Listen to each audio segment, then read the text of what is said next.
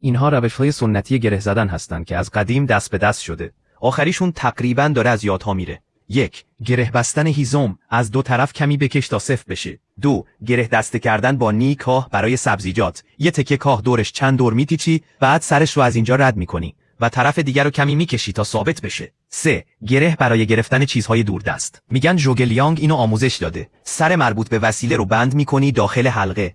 جای تنابو تنظیم میکنی، بعد دو سر رو میگیری و میتونی راحت چیزی رو بالا بیاری. 4. یه گرهی که مادر بزرگم بهم یاد داد. میگفت اگه این روش رو یاد بگیری، هر چیزی هم میتونیش ببندی. هر شیشه یا ظرفی رو میشه باهاش حمل کرد. 5. گره پایبندی که عمویم یاد داده. چه برای پارچه باشه، چه برای میخ چادر، با کشیدن محکمتر میشه و محکم میسته. 6. گره پیچه گرفتن که خالم بلد بوده. تو زمستون دور دسته دوچرخه میبست برای گرم نگه داشتن و جلوگیری از لیز خوردن. برای دسته‌های لیز یا کوچک خونه هم خیلی کاربردیه. نکته عملی و خوبیه. 7. برای بستن کیسه‌های کوتاه، اگه دهانه کیسه کوتاه بستن سخته، کیسه رو بذار روی تناب رو دور کیسه بپیچ و یه حلقه بساز. تناب رو سفت کن و پایین بکش. کیسه خودش خوب بسته میشه. 8. گره جمع کردن ابزار از پدر بزرگم. تناب رو چند تا حلقه میکشی، دو سر رو از هم رد میکنی، سفت میکنی و آویزون میکنی. مرتب و جاگیر نیست.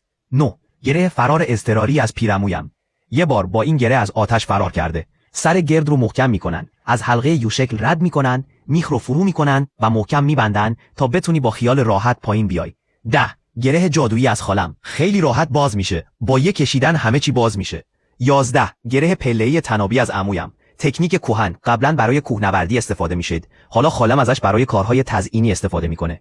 12. گره جا کلیدی از یه عموی دیگه. میگه این مهارت داره از بین میره. طبق قاعده فشار یکی بالا بودن یکی، بافت انجام میشه. گره کروی حاصل پروسه بعدی میافته. هر بافتش حکایت از دانایی اجداد داره. برای ترفندهای بیشتر پیجمو فالو کن.